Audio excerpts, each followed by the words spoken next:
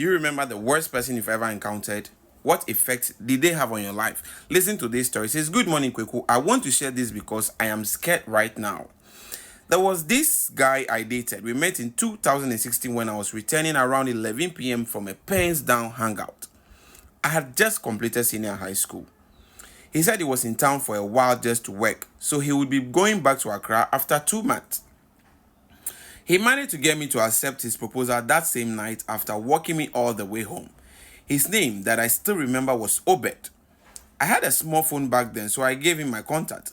We started talking and meeting around a public school park that was in my area back then. He didn't even have a place. I never knew where he stayed because he said he came with some colleagues for work, so he couldn't take me to where he stayed, but assured me that once he got back to Accra, he would invite me to his own place. Our first 2 meetings were just normal talking and kissing. Then it led to him touching me and fingering me, and before I knew it, we were having frequent sex on that park, a park of four. We always did it, and though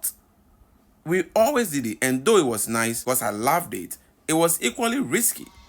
We used to stop midway when we heard footsteps, or we always found our way to very dark places just to have our way. It became a norm. I was always in a rush to meet him when he calls because I couldn't ever get enough of what we always did. I started staying out very late with him when it was getting to the time he had to return to Accra. My parents complained, but I never listened. This guy and I would stay out very late in that school just having sex. We would do it and wait for some time and do it again and again and again. 3 days to the day he was to leave, he asked me a question and I gave him a very silly answer that is still destroying my life. He asked, "Will you cheat on me when I am gone?" And I responded with a big no. Then he asked again, "If I should die today, would you fall in love with someone else and forget about me?" I wasn't thinking he was going to die, so I said, "If anything happens to you, I will be single till we meet again because my heart and body belongs to you alone." It wasn't even something I meant. I was just a naive child. Naive? Let's see. We spoke to a length and went apart that night, with the hope of meeting the next day and the day after before he leaves. But I never heard from him again.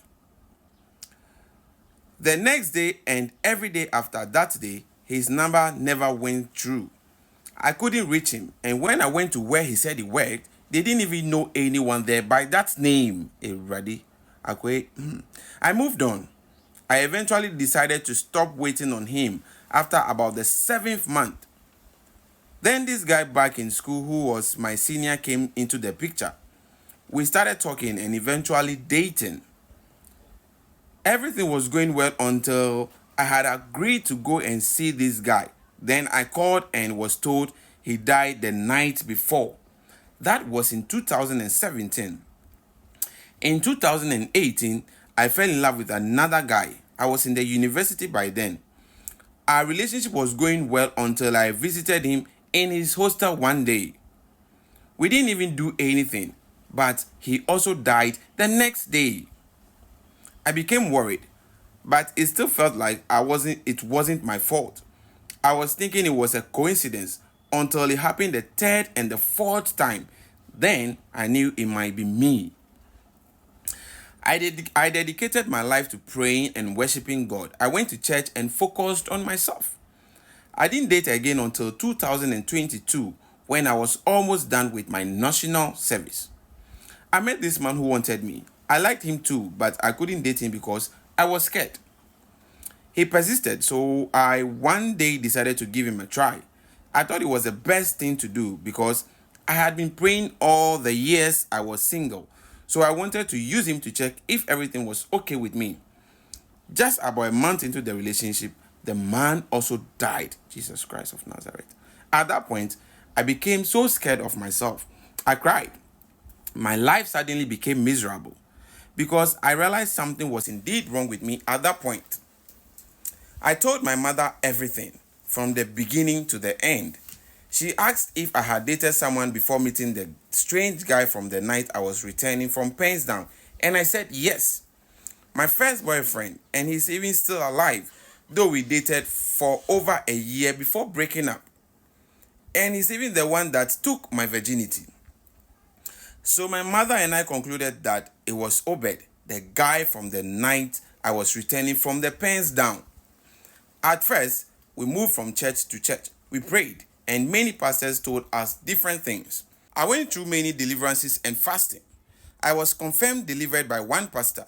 He encouraged me to resume dating, that everything was fine with me.